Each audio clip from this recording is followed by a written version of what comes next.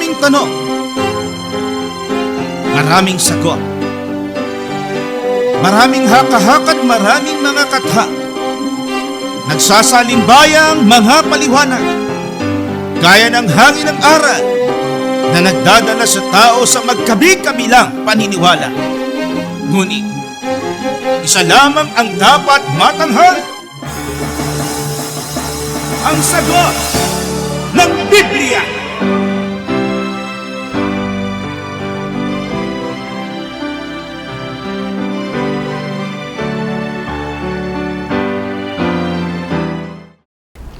Gaya po ng inyong narinig, mga giliw naming taga-subaybay sa palatuntunang ito na ang Kabanal-Banalan, ang bahagi pong ito ng ating programa ay pinamagatan po nating ang sagot ng Biblia. Welcome po mga kaibigan, magandang araw po sa inyong lahat. Muli pong sumasa inyo ang bahaging ito ng ating palatuntunan, ang sagot ng Biblia, under the umbrella program na ang Kabanal-Banalan. So ipinag-aanyaya din po natin yung ibang mga araw na tayo po ay may programming, especially everyday po meron tayong programming dito sa impilang DWBL 1242 kHz. Please allow us to be in your journey in the morning, sa umaga. Makapakinig po kayo ng inspirational messages coming from this program. Pamagat po na ating program everyday, Mondays to Fridays, o Monday to Friday, 7:30 to 8 in the morning. A blessed day, yan po ang ating program sa morning. At yan po ay lumalabas din po sa ating mga social media accounts sa Facebook at sa YouTube from 6 to 6:30 in the morning naman. Ang sagot ng Biblia, itong portion na itong inyong nasusubaybayan, ay tuwing Sunday naman 4 to 5 in the afternoon. The Climb, ang pag-akyat o The Climb, Sunday 7 to 7:30 in the evening. Kasunod po niyan Likhawit, Sunday 7:30 to 8. Ang Kabanal-Banalan, Mondays, Wednesdays, and Thursdays 7 to 7:30. Full Life, Tuesdays and Fridays 7 to 7:30. Yun po yung alternate niya. Tapos ang sagot ng Biblia, every Saturday po yan, from 7 to 8 in the evening. Ang ating pong mga cellphone numbers na pwede nyo pong padalhan ay ang mga sumusunod: 0927-140-3782, 0927-140-3782, 0909-555-5009, 0909-555-5009, 0991-4192-027, 0991-419-2027. Ang ating website ay mostholychurch.com. Na-mention po natin kanina tungkol sa ating mga social media accounts. Ito po yun sa Meta o Facebook, MHC Media. And ang Kabanal-Banalan naman. Sa YouTube naman, The Most Holy Church. Yan po ang ating YouTube channel. Ang punong tanggapan ng Kabanal-Banalang Iglesia ng Diyos kay Kristo Jesus ay nasa Maynila, number 688 Rahabago Street, Gagalangin, Tondo, Manila. Again, we welcome you sa ating program for today. Kami po ang inyong mga lingkod at kapatid na Gabriel, Brother George Quirino, at kasama po natin sa paglilingkod nito ang anchor nitong ating programa, ang kapatid na Yushel, kapatid na Danilo Francisco. Salamat po, kapatid na Gabriel. Opo. Salamat din po sa inyo, mga giliw naming taga-subaybay. Siyempre, nagpapasalamat tayo sa Diyos at tayo po ay ginagabayan upang kami ay patuloy na makapaglingkod sa inyo at tugunin ang inyong mga tanong sa pamamagitan ng Biblia. So, simulan po natin itong ating program for today sa pamamagitan po nitong katanungan. Mayroon bang karma? Ayan, mayroon bang karma sa Biblia? So mga nakasubaybay po sa ating kapatid na Yosef, siguro familiar sila sa salitang ito na loosely ginagamit nila sa conversations. Every day, pag may nainkwentro silang masama, agad-agad binabanggit, may karma naman yan eh. Mga ganun ho. So, i-define po natin, kapatid na Yushel. Meron nga ho ba, kapatid na Yushel, na karma sa Biblia? Ay, kung ang tinutukoy po nila, yun mismong word na karma, hindi natin mababasa sa Opo. Biblia. Pero kung ang gusto nilang sabihin, pagka gumawa ka ng anumang bagay, mabuti o masama, merong katapat na sukli. Sabi nga, ganti. Opo. Mhm. Mababasa po natin sa Biblia ang gayong diwa. Basahin po natin. Sabi ni Pablo sa kanyang liham sa kapatiran sa Roma, sa 6:23, sapagkat ang kabayaran, ayan, no? Ang kabayaran ng kasalanan ay kamatayan.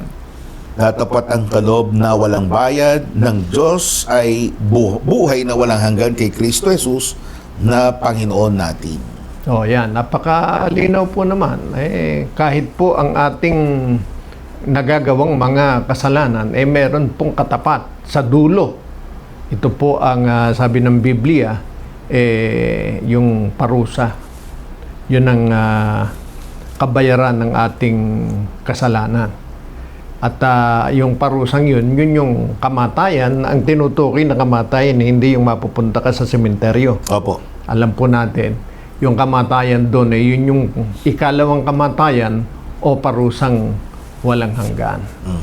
Kaya kung halimbawa naman, hindi mo ginamit ang iyong buhay sa masama, kundi sa mabuti, magkakaroon ka ng buhay na walang hanggan.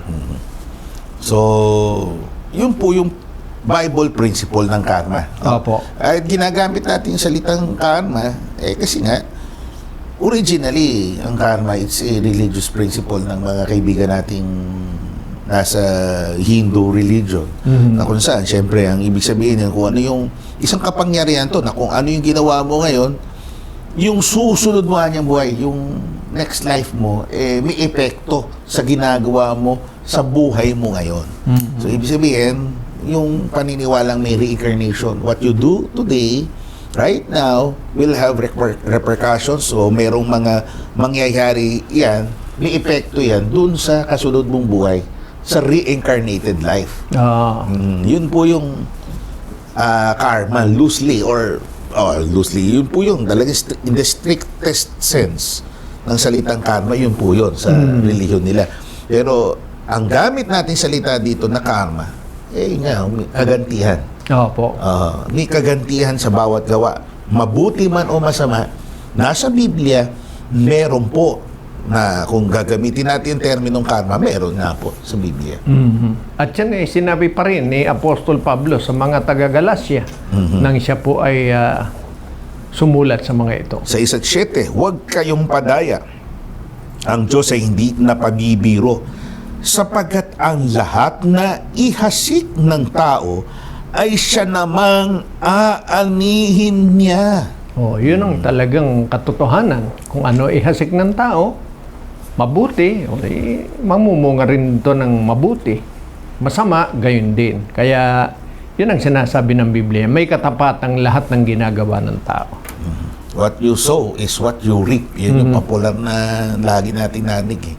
Ano tinanim mo? Siyempre, yun ang ani mo. Nagtanim ka ng galit, aani ka ng pagkagalit. Opo. Nagtanim ka ng kabutihan, darating ang panahon, gantimpala din ang ginawa mong kindness o kabutihan sa iyong kapwa. So, salamat po. Kasunod po, kapatid na Yushel, tungkol ho sa kaharian, mayroon bang kaharian ang Diyos sa panahong ito? Meron po. Hindi nga lang po gaya ng iniisip ng tao na uri ng kaharian, gaya ng mga kaharian sa lupa. At yan mababasa natin. Narito po sa Lucas 17:20 hanggang 21 sa Tagalog Popular Version. Minsan, si Jesus ay tinanong ng mga Pariseo kung kailan itatatag ang kaharian ng Diyos. Sumagot siya, ang pagsisimula ng paghahari ng Diyos ay walang makikitang palatandaan at wala ring magsasabing nagsisimula na roon o rini, sapagkat ang totoo'y nagsimula ng maghari ang Diyos sa puso ng mga nananalig sa Kanya. Yan.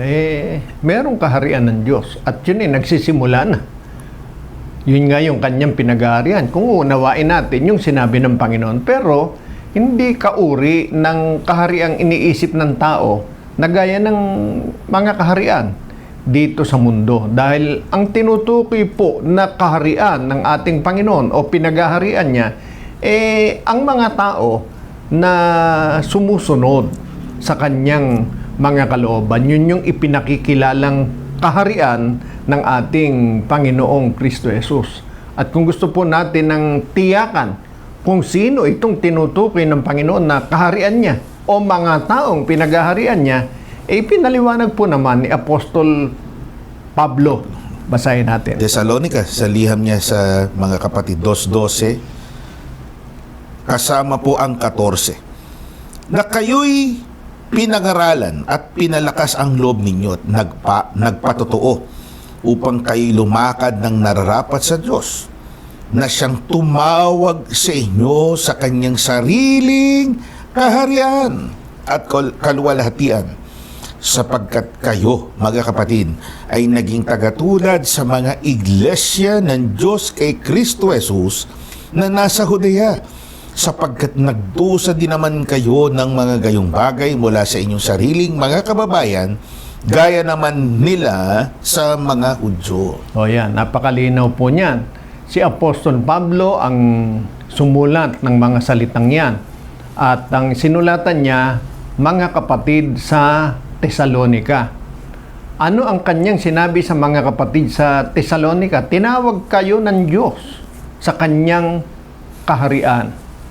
Bakit niya natitiyak na sa kaharian ng Diyos naroon o tinawag itong mga kapatid na ito sa Thessalonica?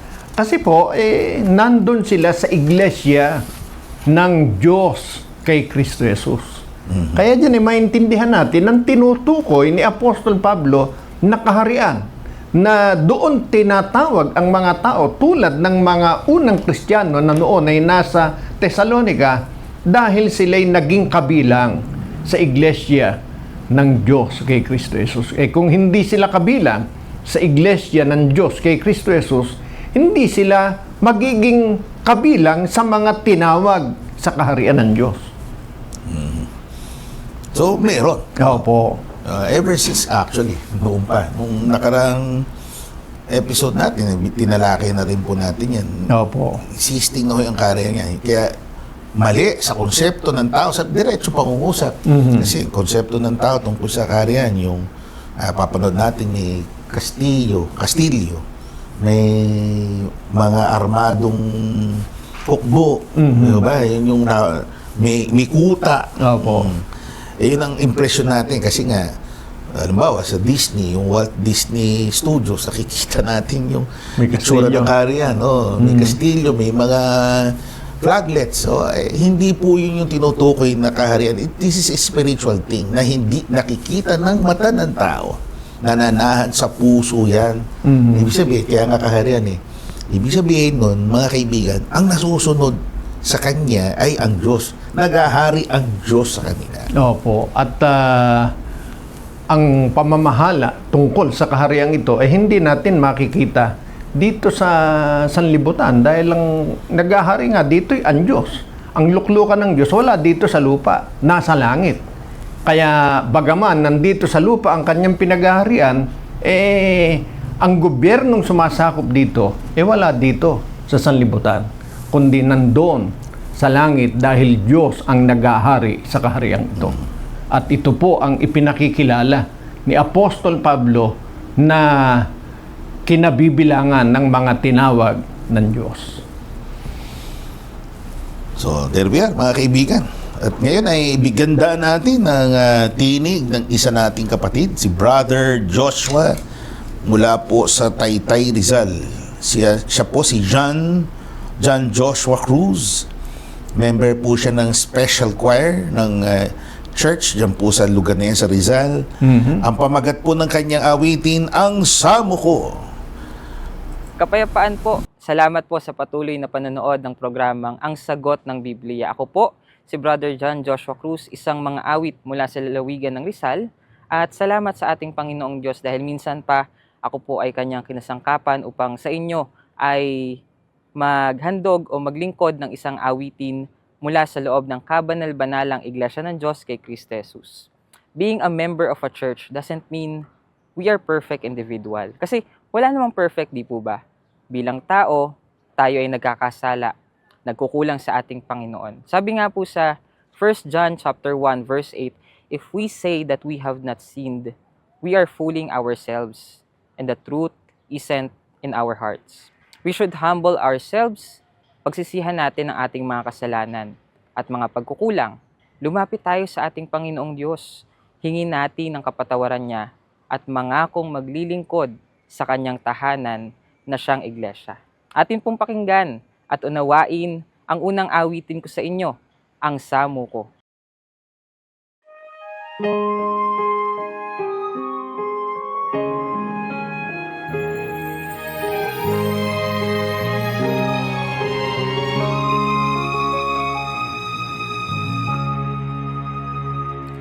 Naririto akong hamak na alipin mo, humaharap na. Makasalanan sa'yo sumasamo. Ako'y pakalinisin mo at bihisan ng dakilang kalwalhatian mo. Nangangako maglilingkod sa tahanan mo, ihahandog buhay at lakas na bigay mo, sisikapin. Masunod ang nais mo, ang maglingkod sa'yo, ang siyang maging buhay ko. Naririto, ako'y humaharap sa'yo, pilit iniaabot ang kamay ko. Lumuluhod at nagmamakaawa, sana ako'y pakalinisin mo at ibilang tanggapin na anak mo. Ang samo ko, ako'y linisin mo.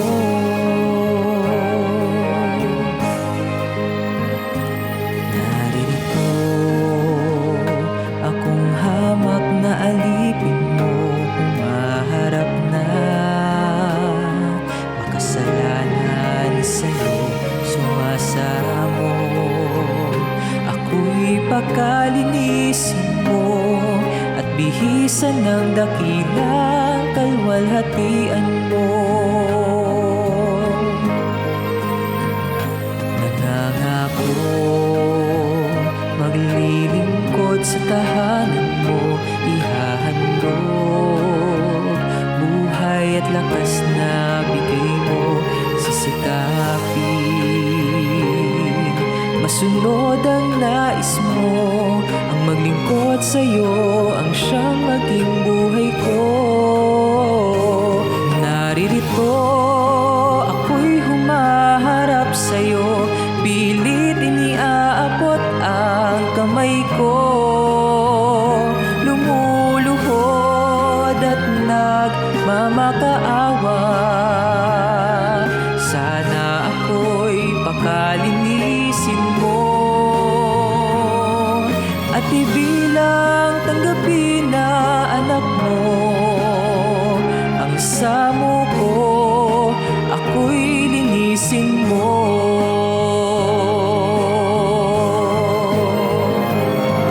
Handog ko ang aking katapatan, handog ko ang lahat sa aking buhay. Ama, tulungan mo ako sa pangako kong ito, upang ako'y walang hanggang makatahan sa piling mo. Naririto, ako'y humaharap sa'yo, pilit iniaabot ang kamay ko. Naririto, ako'y humaharap sa'yo, pilit iniaabot ang kamay ko.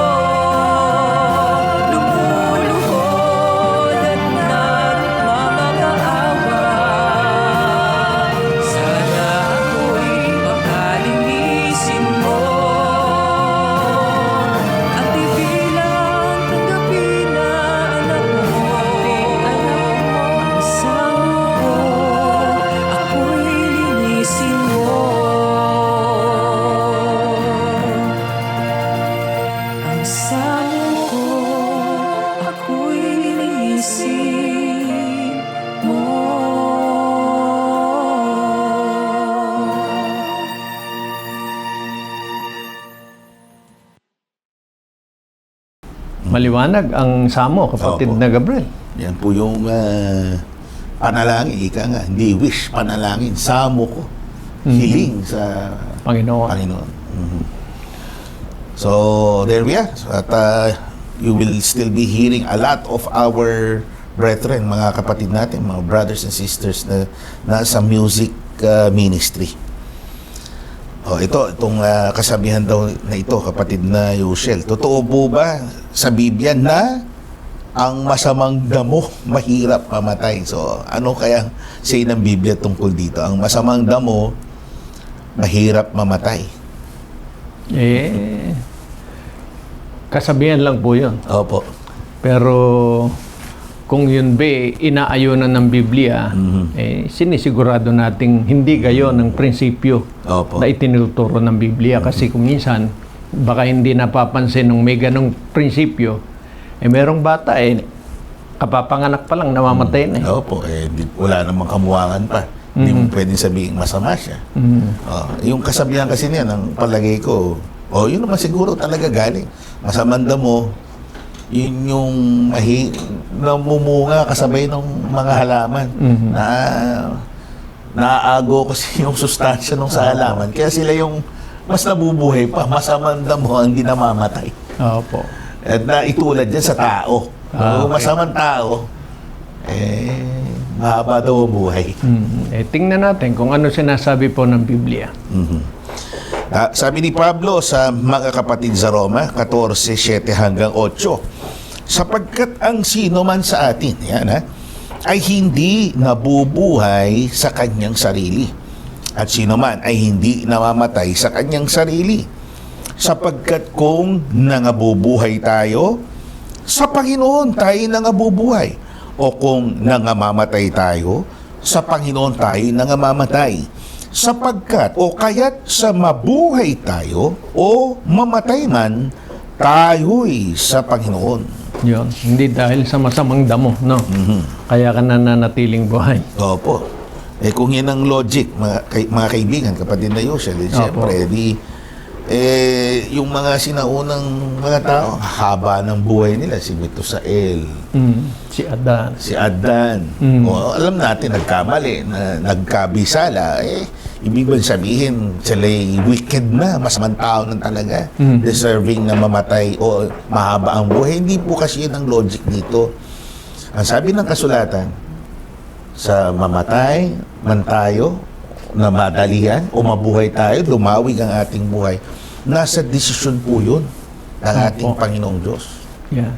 At dapat po, yan ingatang lagi sa isip at sa kalooban nating mga tao. Hindi tayo ang makapagdedesisyon sa ating buhay, kundi ang ating Panginoong Diyos. Kaya hindi po dahil mabuti ka, madali kang mamamatay. O pag masama, matagal kang mamamatay. Hindi po gano'n. Kung ano ang katakdaan ng Panginoon, yun ang mangyayari sa ating mga tao. So, sana mag-guide po tayo yan. Okay, minsan-minsan nadadaan sa biro-biroan yan. Kaya ganyan yan. Yung siga-siga sa atin, masamanda mo kaya. Minsan huwag natin panghawakan yun. Yun talaga, desisyon ng Diyos. Ang totoo, mas high risk pa ngayon masasamang tao na sila pa yung madadali buhay kasi exposed sila sa danger. Opo. Kung masamang tao ka, di mas maraming taong galit sa'yo, matetrete ng buhay mo, mas madali silang mamatay, ma-injure. Di ba? So, kontra po yan sa paniniwala yan.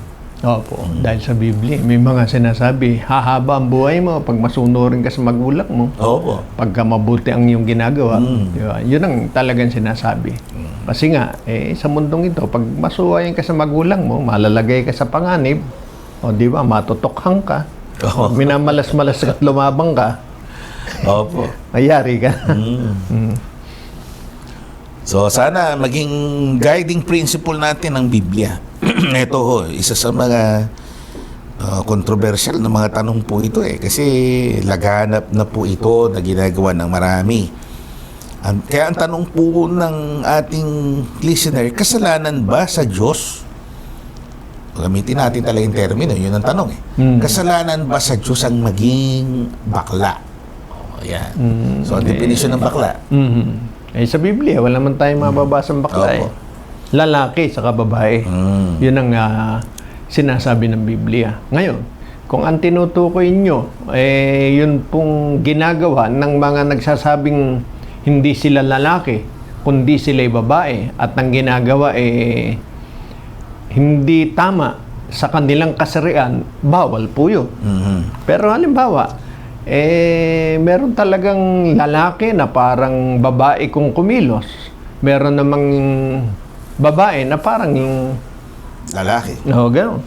Ang attitude. Kung tawagin nila eh, Lesbian. yan. Eh, hanggat hindi po nila ginagawa yung labag sa Biblia na manggagawa kung ano man yung kanilang kilos o sinasabing nagiging parang kinabibilangan nila dahil sa kanilang nakasanayang gawi, eh, hindi po sila napapabilang sa nagkakasala. Pero pag ginagawa po nila ang sinasabi ng Biblia ang labag, Yun. eh, yun po ang masama. At yun ay sinabi ni Apostol Pablo. Basahin po natin. 1:26 hanggang 27 ng liham niya sa mga kapatid sa Roma. Dahil dito'y hinayaan sila ng Diyos sa maahalay na pita. Ayaw nang makipagtalik ng mga babae sa mga lalaki, sa kapwa babae na lamang sila nakikipag-ugnayan. Gayun din ang ginagawa ng mga lalaki. Ayaw makipagtalik sa mga babae, kundi sa kapwa lalaki na rin sila na humaling. Ang ginagawa, ang ginagawa ng mga ito'y nakahihiya. Kaya't hindi nila maiwasan ang parusa sa kanilang lisyang gawain. Yun. Eh, pagka po ang gagawin nila ay yung lisyang gawain. Yun ang ibinabawal ng ating Panginoon. Pero halimbawa, lalaki ka, malambot ang yung mga galawan. Sabi nga, Opo. babae ka, ganun din. Kahit na ganun. Pero hindi mo ginagawa ito, yung pakikipagtalik sa kapwa lalaki, sa kapwa babae. Wala kang kasalanan sa harap ng Diyos. Opo. Pero once na ginawa po natin ito, na nakikipagtalik, nakikipag-sex sa kapwa kasarian, bawal po yan sa harap ng Diyos. Opo. So, huwag niyong ipagkakamali, mga kaibigan, pati yung usaping gender identity. Yan po laganap na rin ngayon. Nasa sa kanila kung anong gusto nilang ipatawag sa kanila. May nagpapatawag na kahit iisa lang ang kasarian niya, biologically, nagpapatawag siya ng dalawang kasarian. Opo. Gusto niyang ina-address siya as them or they, na defying English grammar principles, nasa sa kanila po yun. Pero as far as the Bible is concerned, yung gawa mismo ng pakikipag-ugnayang sexual, yun ho yung ikapapahamak, diretsong pag-uusap. Opo. Pero kung yung mga identity lang, tsaka yun nga, yung kilos, mag-islaw, gamitin natin yung termino dati nung bata pa kayo. Yung medyo may pagkending na lalaki. Minsan natatawa na lang tayo. Yung nga, sinasabi natin madalas, yung mga yan mga produktibong, mga mamamayan yan ng ating lipunan. Bakit ba natin sila pipigilan sa kanilang kaligayahan? Pero, kung kami tatanungin, Biblia tatanungin, wala nga tayong pakialam sa buhay nila, syempre. Opo. Ngunit, kung pag-uusapan ng spiritual na katayuan ng tao, yun ang hindi humungkay, yung sinasabi, babala, iwasan na natin yun. Yung ugnayang sexual, yun yung talagang ikapagkakasala ng tao. Opo.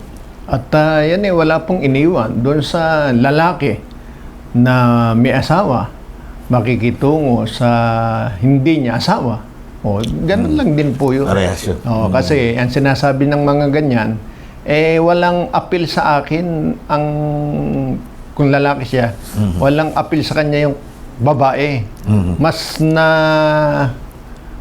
na-attract siya. Na-attract siya sa kapwa niya lalaki. Pagsubok po sa atin yan. Opo. Pero hindi ibig sabihin, kung na-attract tayo doon, ipinahihintulot na ng Diyos na makipagtalik tayo sa kapwa natin. kasarian. Ganda ng punto nyo, kapatid na Yoshel. Isa pa ho yan eh. Kasi minsan, yung iba, ang taas ng tingin nila sa sarili nila na pagkaan niya ang isang tao nasa third sex, karumal-dumal na kayo. Ika nga, yung sinasabi niya na kayo impyerno na agad. Na ang tinitingnan sa sarili niya, parang hindi siya nagkakasala. Ang totoo, mga kaibigan, tayong lahat nagkukulang, nagkakasala. Kung yun ang kasalanan nila, yun yung kahinaan nila, wala tayong kahigitan sa kanila Yun na yung- nagkakasala. Yung punto nyo kanina. Opo, yun yung nagsisilbing tukso Opo. sa kanya. Kaya kung yung lalaki natutokso sa ibang babae na hindi niya asawa, parehas lang din yun sa ginagawa ng pakikipagtalik ng lalaki sa kapwa lalaki. So, parehas nagkakasala. So, you are no better. Ika nga. Gaya natin, minsan, nakasakay tayo sa mataas na kabayo, high horse ang tawag. Ika nga na ang liit ng tingin natin sa kanila. Wag, mga kaibigan. Yun yung pagsubok sa kanila. Challenge sa kanilang karakter. Wag natin silang uhusgahan. Para sa kanila, yan ang hamon, yung alok ng kapwa kasarian. Opo. Desires of the same flesh, ika nga. Tatandaan po ninyo, lahat tayo nilalang ng Diyos. May takdaan Diyos sa atin, sa ating pagiging tao. At hindi tayo pwedeng mabuhay na sa mundong ito ng kung ano gusto natin. Kung saan tayo masaya, na gaya na sinasabi ng iba. Kailangan mabuhay tayo ng ayon sa gusto ng Diyos. Kung gusto nating matiyak na mabigyang respeto ang Diyos na lumalang sa atin. Ngayon, siyempre, matalino ang dyablo, kinokontra niya kung ano kalooban ng Diyos, at kung ang iniaalok sa ating ng dyablo ay yung kapwa natin kasarian na hindi pinahintulot ng Diyos, yun ang dapat nating paglabanan. Kung minsan naman, hindi nga nating kapwa kasarian at payag ang Diyos doon. Kaya lang, kung di naman tayo kasal, di ba? O kaya, meron na tayong tinanggap na partner sa Panginoon. Gusto pa natin yung iba. Yun naman yung katulad din ng nagiging tukso sa atin. So sana maging klaro yan sa atin, ho. Huwag niyong ipagkamali, we condemn yung Opo. LGBT. Hindi natin kinokondena yan. May mga kaibigan tayo. Actually, may mga members tayo. Na yun ang struggles nila. Ina-admit nila. And we help them. Sa pamamagitan nitong pagpapayo ng Biblia para mapaglabanan nila yung tukso na yun. Opo. So, salamat po. Next question ho, kapatid na Yushel, bakit maraming talata sa Biblia na si Kristo ay anak ng Diyos sa halip na siya ang Ama? Basahin natin ang paliwanag ni Apostol Pablo. Pangalawang Korinto 5:16. Kaya nga, mula ngayon, ay hindi namin nakikilala ang sinuman ayon sa laman. Bagamat nakilala namin si Kristo ayon sa laman. Ngunit sa ngayoy, hindi na namin nakikilala siyang gayon. Yan. Si San Pablo nagsasabi nito alam natin ang sitwasyon. Si San Pablo ay isang apostol. Ano sabi niya? Nung una, nakikilala namin siya ayon sa laman. Namin, Ibig sabihin, hindi lang siya. Pati yung mga apostol na kasama niya, ang pagkakilala sa kanya ayon sa laman. Pagka sinabing ayon sa laman, pinanganak lang siya ni Maria. Tao siya, anak siya. Yun ang pagkakilala sa kanya. Pero ngayon, hindi na namin siya nakikilalang gayon. Ano ibig sabihin nun? Yan kasi ang nakasanayang pagkaunawa at pagkakilala sa Panginoon. Siya'y anak, kaya kahit yung mga sumulat ng Biblia, ang totoo, kahit ang mga apostol, nang una, yun ang alam tungkol sa kanya, siya'y anak. Pero dumating sila sa punto, natapos sila sa ganong pagkakilala, hindi na namin siya nakikilalang gayon. Ibig sabihin, hindi na anak ang pagkakilala sa kanya. So, hindi argumento na marami. Mas maraming nakikita natin, pinapakilala siyang anak. Hindi po. Ang tunay niyang pagkatao, ganyang personality, siya ang Diyos. Hindi nangangulugan mas marami o kaya marami, hindi siya ama. Hindi po yun. Hindi po paramihan yan. Opo. Hindi, dapat unawain natin, nag-grow gaya ng mga apostol at first, syempre, sino ba naman ang agad-agad na makikilala nila, nakita nila, sinilang siya, ordinaryong anak ng isang Hudyong karpintero. O, di... Anak habang talaga. lumalaki, anak talaga. Nakita niya, niluwal ng babae. Opo. O, di... Habang lumalaki, narinig nila ang pangungusap, na nangungusap ng wisdom, pangangaral, doon nila na-realize na hindi po ito anak. Anak, hindi siya talaga siya yung anak na in the sense na gaya nating tao. So, kung di na-realize nila, sabi ni Pablo, hindi na namin siya nakikilala ngayon. Nag-grow kami. Nakilala namin siya talaga ang tunay na Diyos. Opo. Kaya pagka halimbawa, ipipilit pa natin at tatanggihan natin na ang Panginoong Kristo Jesus, siya rin yung Ama, siya rin yung Anak. Pagka hindi natin tinanggap yon, alam po ninyo, masama yun. Gaano po kasama? O basahin natin sa unang Juan, o ikalawang Juan 2:22. Basahin natin. Sino ang sinungaling kundi ang tumatanggi na si Jesus ay siyang Kristo? Ito ang Antikristo sa makatwid ay ang tumatanggi sa Ama at sa Anak. O yan, napakalinaw.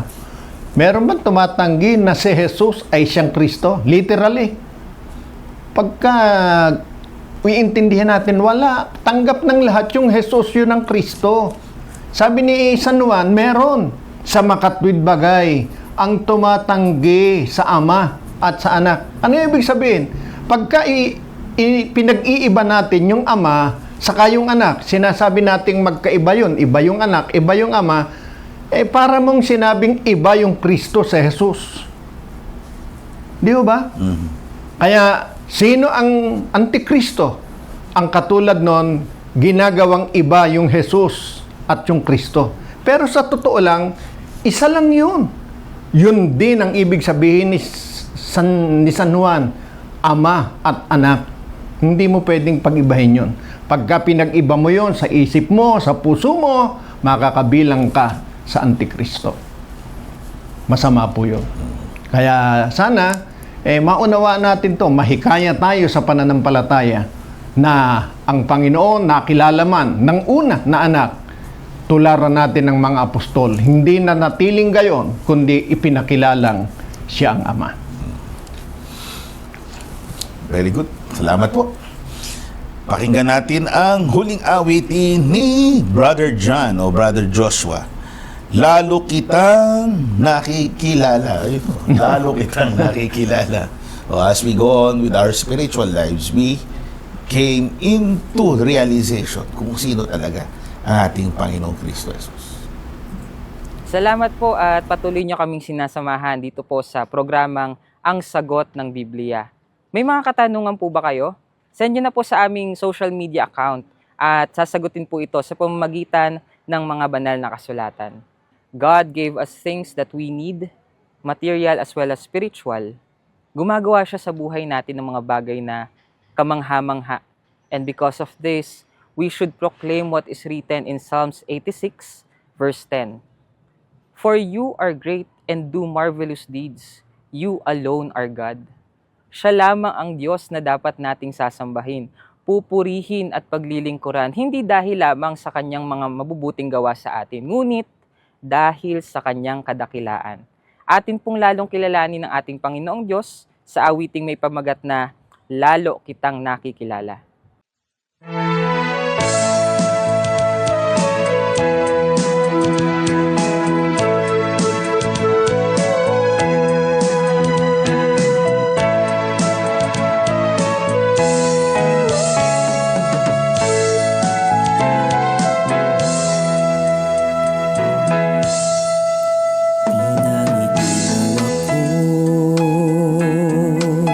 Sa kabila ng lahat ng pinagdaraanan ko, naluluha sa tuwa sa iyong mga dakilang gawa, aking nasaksihan at naranasan. Iyong wagas na pagsinta sa lahat ng aking daing. Ikaw ay nakinig at iyong kinalingan. Pinangiti mo ako sa kabila ng lahat ng pinagdaraanan ko. Naluluha sa tuwa sa iyong mga dakilang gawa. Aking nasaksihan at naranasan iyong wagas na pagsinta sa lahat ng aking daing. Ikaw ay nakinig at iyong kinalingan. Lalo kitang nakikilala, kalwalhatian mo'y pagkaganda-ganda. Sa tuwing aking minamasdan, pag-ibig mo walang hanggan. Bumabalong ang iyong kaawaan at saganang ibubuhos sa aking bilang sisilan. Naging mapalad sapagkat ako'y iyong iniibig. Naging sapat at ikaw ang sa akin ang lahat-lahat. Sa tuwing nalulungkot, hinahatag mo ng saya. Sa tuwing nababalisa, binibigyan mo ng pag-asa. Ikaw ang aking sandigan, aking naging kanlungan. Ikaw ang aking naging lakas upang lahat ay mapagtagumpayan. Lalo kitang nakikilala, kalwalhatian mo'y pagkaganda-ganda. Sa tuwing aking minamasdan, pag-ibig mo walang hanggan. Bumabalong ang iyong kaawaan at saganang ibubuhos sa aking bilang sisilan. Naging mapalad sapagkat ako'y iyong iniibig. Naging sapat at ikaw ang sa akin ang lahat-lahat.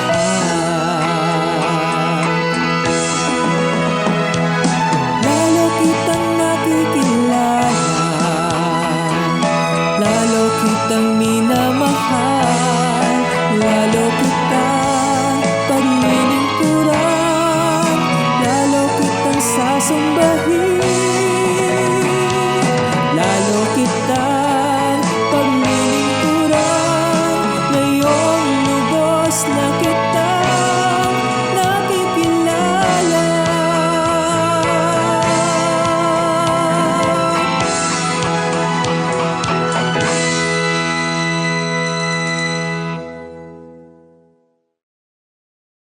Tama-tama.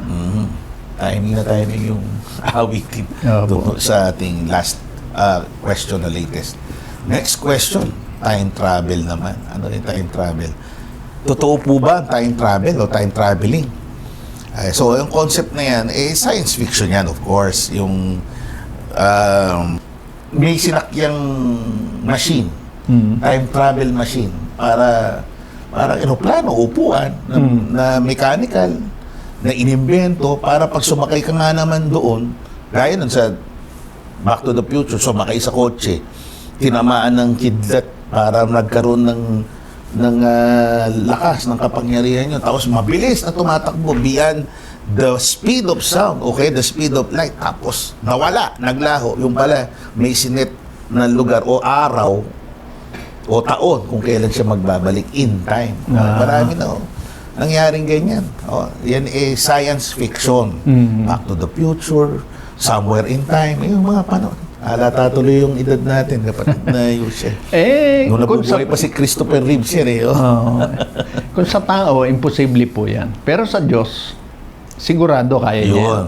Kasi hindi naman time travel to. Ito yung katangian ng Diyos. Opo. Diyos lang po makagagawa niyan. Basahin natin. Halito po. Aklat ng mga awit 92. Bago nalabas ang mga bundok o bago mo nilikha ang lupa at ang sanlibutan, mula nga ng walang pasimula hanggang sa walang hanggan, ikaw ang Diyos. Yan.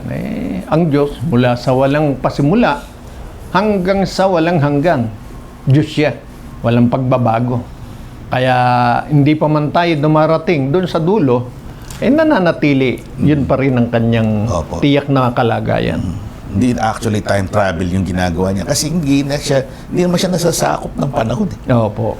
Self-existing ang Diyos So, yung concept na yun, na sa Diyos lang nangyayari yun. So, ibig sabihin, hindi po pwede mangyari yan sa tao. So, inulit po natin, yan po product of science fiction. We should enjoy that.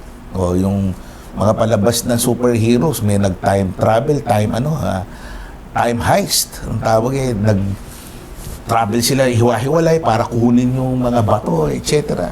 Yan po produkto ng mayamang pag-iisip ng mga writers para may magandang maikwento sa atin. Pag naikwento na isa pelikula na, matuwa tayo, masiyahan tayo dun sa ganung klase ng pagkukwento. Pero seryoso na may time travel, wala po nung tinuturong Biblia. Salamat po. Sana po huwag tayong maniniwala dyan. Pwede na mag-time travel para nabantayan natin yung kulay ng buhok natin. Kasunod po, bawal po ba sa Biblia ang abortion? Ito, isa na namang controversial na tanong, kapatid na Yusel. Bawal po talaga yun. Dahil wala po sa kapangyarihan ng sino man na kitlin ang buhay niya. I-define natin, kapatid na Yusel, ang abortion.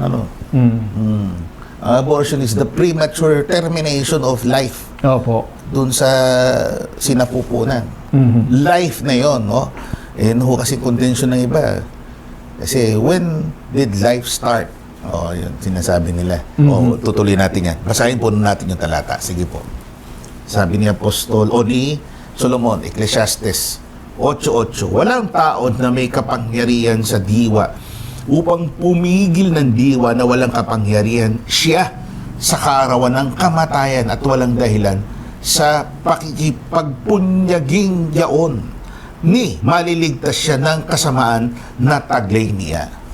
Wala sa kapangyarihan ng tao na pumigil ng diwa ng sino man. Kahit ng kanyang sarili. Wala po. Nasa kapangyarihan ng Diyos ang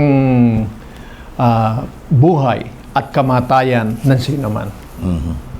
So as I was saying, yung premature termination, ibig sabihin, of life, buhay na yun. So premature, hindi pa siya niluluwal, may buhay na sa sinapupunan. So kung babalikan natin, mismo na sulat sa Biblia, bukod dito, alam natin, bawal pumatay. Diba? So, yan, pagpatay na rin. Pagka yan ay nabuo ng fetus, yan na. Nagtagbo ang dalawang selula ng lalaki at ng babae at na-fertilize, that's the moment na talagang may life na. May life na talaga. Pero yung hindi pa nabubuo, hindi pa na-fertilize yung egg cell ng babae, hindi pa life yun. Kaya nga, dapat may combination to create life. May kombinasyon ng dalawa. Separately, they are not really living, living cells. Pero sabihin, it holds life, hindi pa ho talaga yon living being. Ngayon, kung living being na, no, kapatid na Yusel, Yun ang bawal. in-abort, in-abort yung pregnancy, yun ang bawal. Opo. Ang sagot ng Biblia.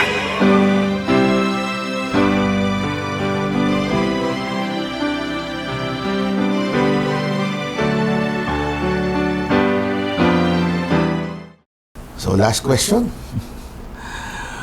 Napapanahon dahil tayo po it's either we're celebrating Black Saturday or Easter Sunday na. So, nandun po tayo sa panahon ng Kwaresma. So, itinuturo ba ng Biblia ang pagdiriwang ng Pasko ng pagkabuhay o Easter Sunday?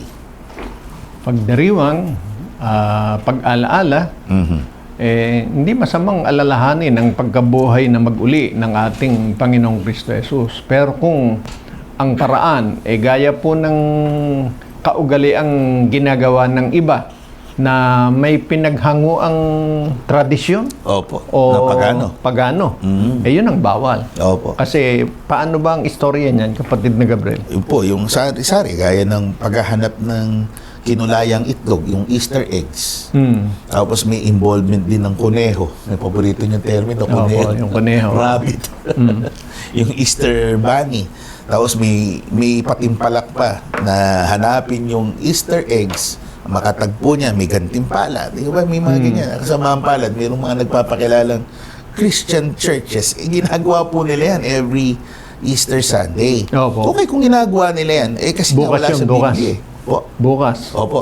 Well, actually, if we are now, nasa Sunday po tayo, actually, today, meron na rin na nagse-celebrate ng Easter. So, hindi ko biblical, dinediretso po natin, it's pagan. Pagano po yan? Yung mismo ang tawag na Easter, it's, bagamat mababasa natin sa Biblia, yan si Ashtaroth, isang paganong Diyos-Diyusan. So, in other words, yung celebration itself na, limbawa, meron tayong may pagharap sa araw, pagka meron tayong services na the risen Christ, sinasabi nila, ang nabuhay na maguli na Kristo, meron no tayong pagsisimba o pagsamba na madaling araw na nakaharap sa pagsikat ng araw. Yan po yung medyo pagan kasi nga it traces its roots sa pagsamba sa araw. Na noon lang naman ginagawa nila dahil yun daw yung araw ng pagkabuhay na maguli. Opo, naitaon nila. Ika nga. Ngayon, if we're just commemorating the risen Christ, siguro wala namang problema. Pero yung accompanying pagan customs, yun yung dapat ingatan natin. Kasi yun ang outright na sinasabi na nakikisamba tayo sa Diyos-Diyusan. Nakikipamatok sa ng kabilan. Opo. Bawal po yun. Basahin natin. Pangalawang Korinto 6:14, huwag kayong makipamatok ng kabilan sa mga di nagsisisampalataya sapagkat anong pakikisama mayroon ang katwiran at kalikuan o anong pakikisama mayroon ang kaliwanagan sa kadiliman. Yan. Yan ang katulad po niyan. Pakikipamatok. Kasi yun ginagawa, yung ganong klase ng selebrasyon, hindi dahil sumasampalataya sila sa Diyos o sa Panginoong Kristo Jesus, kundi ginagawa nila yon sa pagse-celebrate ukol sa kanilang Diyos-Diyusan na ang ginawa po ng mga pagano, ikinumbert nila tungkol sa ating Panginoong Kristo Jesus. Ikinumbert, sinama po nila. So, may mixture, ika nga. Kaya sabi ni Pablo, huwag kayong makipamatok. Opo. Kung ginagawa nila, katuwaan naman, wala naman silang, siguro wala, harmless, no? Na meron silang kinulayan, pero nandun pa rin kahit pa paano, nandun pa rin na merong semblance May semblance ng paganism. So, ingat po tayo doon. Hindi sa ganong paraan tayo dapat na nag-celebrate ng pagkabuhay na maguli ng ating Panginoong Jesus.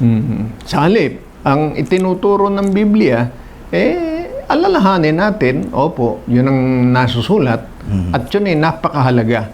Kung bakit, ang pagkabuhay na mag-uli po kasi ng Panginoong Kristo Jesus, isang mahalagang bahagi ng doktrinang Kristiyano. na may malaking kinalaman sa ating pagiging Kristiyano. Basahin po natin. 15:13, unang Korinto, datapat kung walang pagkabuhay na maguli ng mga patay, ay hindi din nga muling binuhay si Kristo. Yan. Kung walang pagkabuhay na maguli, ang tinutukoy yung pagkabuhay na maguli ng mga lingkod ng Diyos.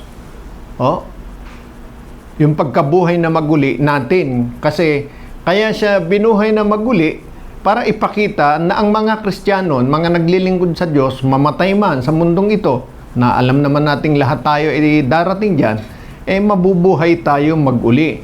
Kung walang pagkabuhay na maguli, di hindi na sana binuhay ang Panginoong Kristo Jesus. Pagka hindi ba binuhay ang Panginoong Kristo Jesus, may kabuluhan ba yung paglilingkod natin? Basahin nga natin yan. Unang Tesalonica 4:13 hanggang 17. Ngunit hindi namin ibig na kayo'y di makaalam, mga kapatid, tungkol sa nangatutulog, mga nangamatay, upang kayo'y wag mga lumbay na gaya ng mga iba na walang pag-asa. Sapagkat kung tayo'y nagsisampalatayang si Jesus ay namatay at nabuhay na maguli, ay gayon din naman ang nangatutulog kay Jesus ay dadalhin ng Diyos na kasama niya. Sapagkat ito'y sinasabi namin sa inyo sa salita ng Panginoon na tayo nangabubuhay, na nangatitira hanggang sa pagparito ng Panginoon, ay hindi tayo mga uuna sa anumang paraan sa nangatutulog. Sapagkat ang Panginoon din ang bababang mula sa langit na may isang sigaw, may tinig ng arkanghel, may pakakak ng Diyos, at ang nangamatay kay Kristo ay unang mga bubuhay na maguli. Kung magkagayon, tayong nangabubuhay na nangatitira ay aagawing kasama nila sa mga alapaap upang salubungin ng Panginoon sa hangin, at sa ganito'y sa Panginoon tayo magpakilanman. Yan. Yan ang sinasabi ng Biblia. Pagka sa paglilingkod natin, hindi binuhay na maguli ang Panginoong Kristo Jesus, gaya ng hindi natin aasahan na tayo bubuhayin ding maguli ng Panginoon sa kanyang pagparito. So, kung sinasampalatayan na natin, matibay sa ating kalooban ang Panginoon na buhay na maguli, yun ang nagbigay sa atin ng pag-asa.